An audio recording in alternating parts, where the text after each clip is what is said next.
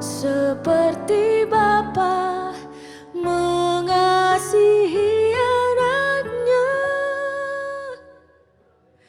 demikianlah Allahku mengasihiku.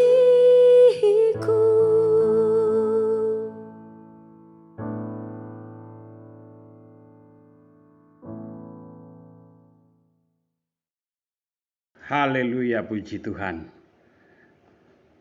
Salam dalam kasih Tuhan kita Yesus Kristus. Kembali kita pada hari ini dalam program Renungan Susanim, dan pada kesempatan malam hari ini kita bersyukur kepada Tuhan karena kasih karunia-Nya. Untuk itu malam ini kita sedikit berbicara tentang atau tema yang akan saya berikan, yaitu menyukakan hati Allah. Bagaimana cara kekristenan kita membuat Tuhan tersenyum dengan pengikut-pengikutnya, dengan umatnya, dengan orang-orang percaya ketebusan darahnya. Untuk itu, saudara yang dikasihi Tuhan, kita langsung saja untuk melihat Alkitab kita. Saya ajak kita membuka di dalam 1 Tesalonika pasal yang kedua.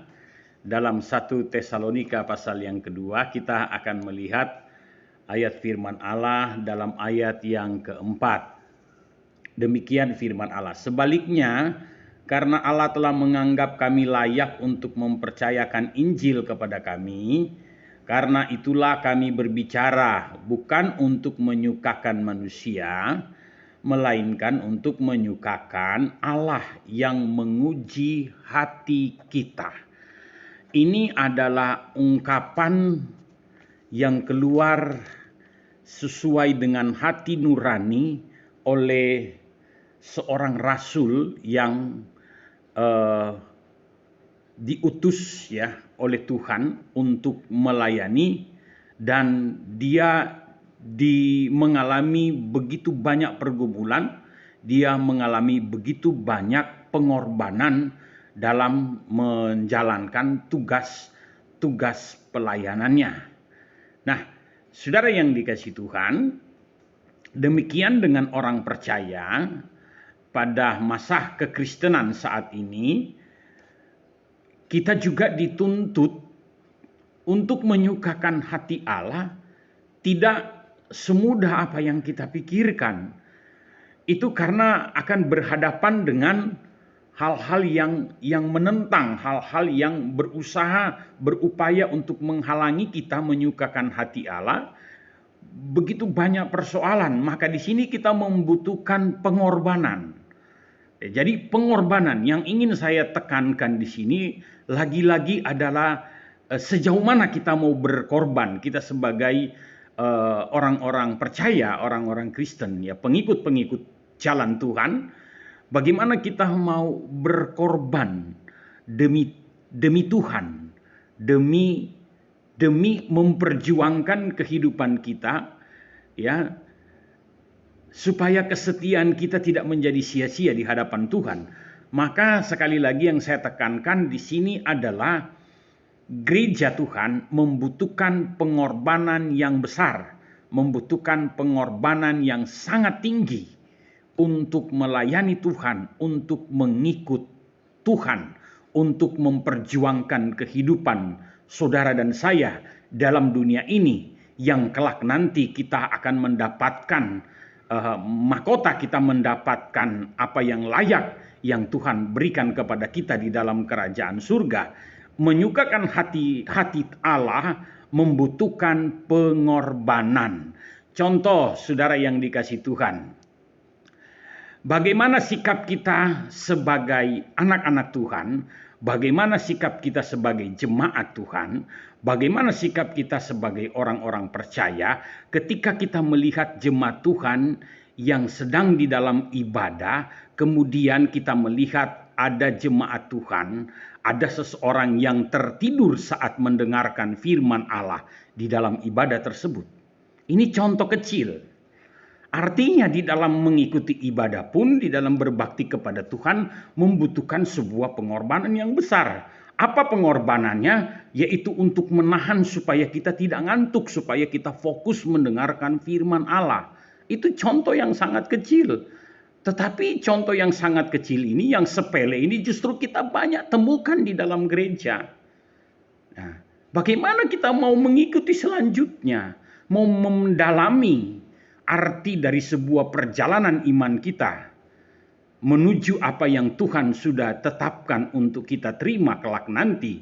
Nah, jadi sekali lagi membutuhkan pengorbanan yang sangat besar. Kenapa? Karena sifat Allah yang paling mendasar itu adalah Ia rela berkorban. Dia mengorbankan dirinya terlebih dahulu sebelum menuntut kita untuk berkorban, sebelum menuntut kita untuk menunjukkan pengorbanan kita dalam mengikut Dia.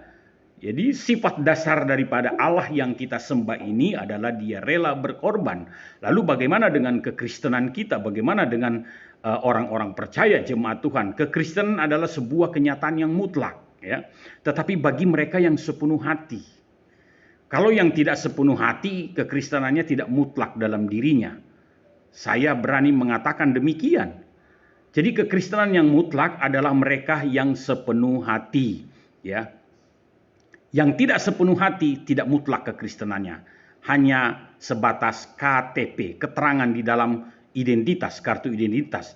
Kemudian orang Kristen harus mengikuti jejak anak domba Allah, yaitu Yesus Kristus, yang memang membutuhkan banyak pengorbanan. Nah, ini yang harus kita pahami.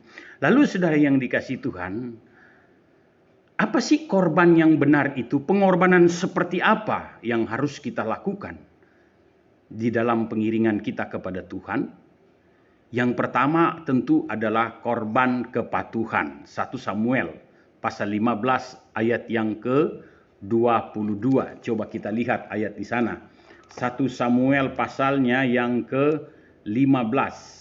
1 Samuel pasal yang ke-15 ayatnya yang ke-22. Firman Allah di sana mengatakan demikian.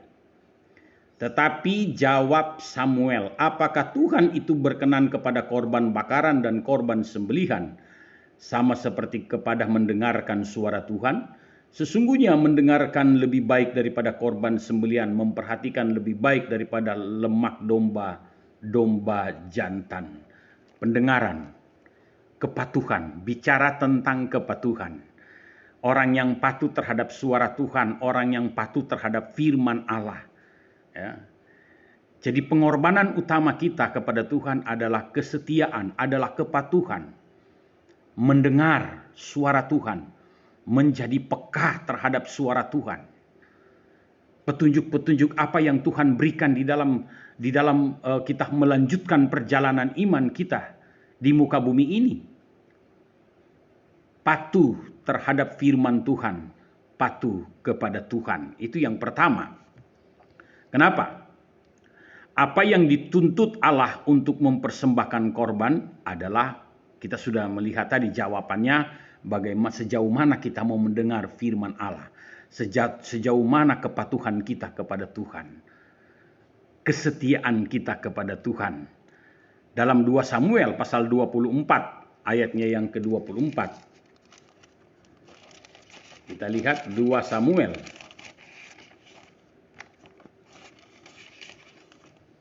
2 Samuel pasal yang ke-24 ayatnya yang ke-24. Tetapi berkatalah raja kepada Aurana, bukan begitu, melainkan aku mau membelinya daripadamu dengan membayar harganya, sebab aku tidak mau mempersembahkan kepada Tuhan Allahku korban bakaran dengan tidak membayar apa-apa. Sesudah itu Daud membeli tempat pengirikan dan lembu-lembu itu dengan harga 50 shikal perak. Saya tidak membahas tentang harga 50 shikal perak, tetapi yang saya tekankan di sini adalah, saudara yang dikasihi Tuhan, patuh saja terhadap firman Tuhan. Ya, dengar-dengar saja. Artinya tidak ada tawar-menawar sebetulnya dalam kita mengikut Tuhan. Tidak ada tawar-menawar. Kalau untuk Tuhan, untuk apa kita memperhitungkan segala sesuatu? Kalau mengikut Tuhan tidak perlu ada tawar-menawar. Ya, seperti menawar barang di pasar. Tidak, bukan seperti itu. Kenapa? Karena Tuhan sendiri sudah lebih dahulu menunjukkan pengorbanan yang luar biasa terhadap saudara dan saya. Jadi seperti itu. Kemudian, ciri-ciri orang percaya yang mempersembahkan korban atau memberikan menunjukkan pengorbanannya kepada Tuhan dalam Efesus pasal yang kelima. Kita lihat di sana agak sedikit banyak ayatnya, ya saudara yang dikasih Tuhan. Efesus pasal yang kelima, kita lihat pada ayatnya yang kedua. Efesus 5 ayat yang kedua. Dan hiduplah di dalam kasih sebagaimana Kristus Yesus juga telah mengasihi kamu dan telah menyerahkan dirinya untuk kita sebagai persembahan dan korban yang harum bagi Allah. Korban yang harum.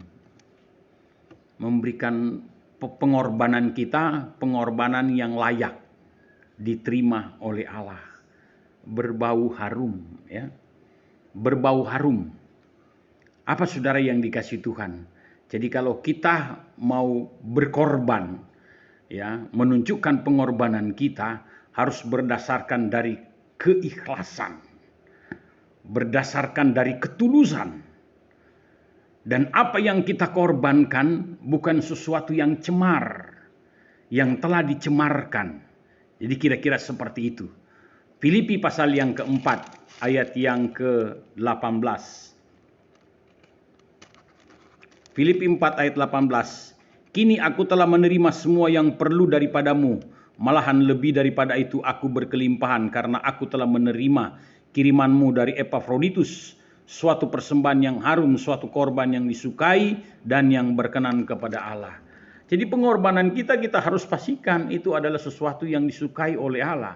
Ya, pengorbanan kita harus harum, tidak dicemarkan dan tidak boleh tercemar oleh dosa. Harus dari keikhlasan, harus dari ketulusan hati kita untuk berkorban kepada Tuhan. Karena itu yang berkenan kepada Allah, kata firman Allah. Nah, kemudian korban yang berikut selain korban kepatuhan adalah hati yang remuk. Memiliki hati yang remuk. Mazmur 51.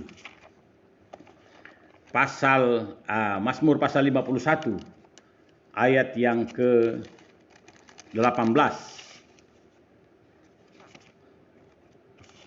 Mazmur 51 ayat yang ke-18. Sebab engkau tidak berkenan kepada korban sembelihan, sekiranya ku persembahkan korban bakaran engkau tidak menyukainya. Ayat 19. Korban sembelihan kepada Allah ialah jiwa yang hancur, hati yang patah dan remuk tidak akan kau pandang hina, ya Allah.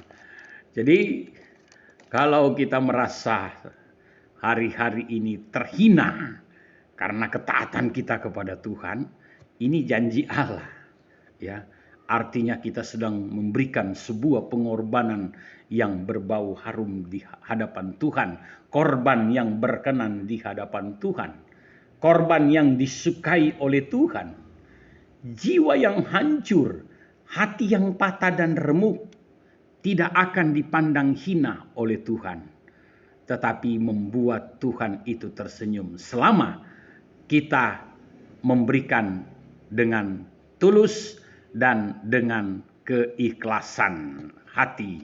Jadi hati yang remuk tidak dimiliki oleh orang-orang yang tidak patuh kepada firman Allah. Ya. Dalam Amsal 18 ayat yang ke-19. Jadi kita lihat, ya, membutuhkan pengorbanan. Pengorbanan yang berikut adalah korban hidup. Ya, kita melihat di dalam Roma pasal yang ke-12 ayat 1 dan 2 di sana, ya, tentang korban yang hidup yang berkenan di hadapan Allah. Kemudian dalam Ibrani 11 ayatnya yang keempat, Allah berkenan atas korban yang hidup. Apa yang paling sulit dilepaskan oleh orang percaya ketika ia mengetahui bahwa ia harus memberikan persembahan yang hidup kepada Tuhan? Yang paling menyakitkan adalah ketika Tuhan menuntut apa yang selama ini kita anggap merupakan hak kita. Itu yang Tuhan tuntut. Begitu sangat sukar untuk melepaskannya. Tuhan tuntut korbankan keegoisanmu, ya, korbankan kekerasan hatimu. Itu yang sulit. Kita masih mempertahankan ya sifat karakter kita yang keras, sifat dan karakter kita yang egois dan sebagainya. Sekarang Tuhan bilang, lepas itu, korbankan itu. Karena itu selama kita mempertahankan keegoisan, kekerasan, selama itu Tuhan tidak berkenan kepada kita. Tidak membuat Tuhan itu tersenyum dengan kita. Dan itu sebabnya, mari saudara yang dikasihi Tuhan, patuh saja kepada Tuhan. Korban kepatuhan, dengar-dengaran saja kepada firman Allah. Demikian renungan kita pada malam hari ini. Tuhan Yesus memberkati. Kita berdoa. Tuhan, kami menaikkan pujian dan syukur, terima kasih karena waktu yang Engkau berikan bagi kami malam ini untuk mendengarkan firman-Mu semata-mata oleh karena kasih karunia-Mu. Kami mau belajar daripada firman-Mu untuk menjadi orang-orang Kristen, anak-anak Tuhan yang patuh, yang dengar-dengaran terhadap firman-Mu. Karena itulah yang akan menyukakan hati Allah. Kami mengucap syukur di dalam nama Tuhan Yesus Kristus. Haleluya. Amin. Demikian renungan Sesanim pada malam hari ini. Tuhan Yesus memberkati dan selamat malam. Haleluya.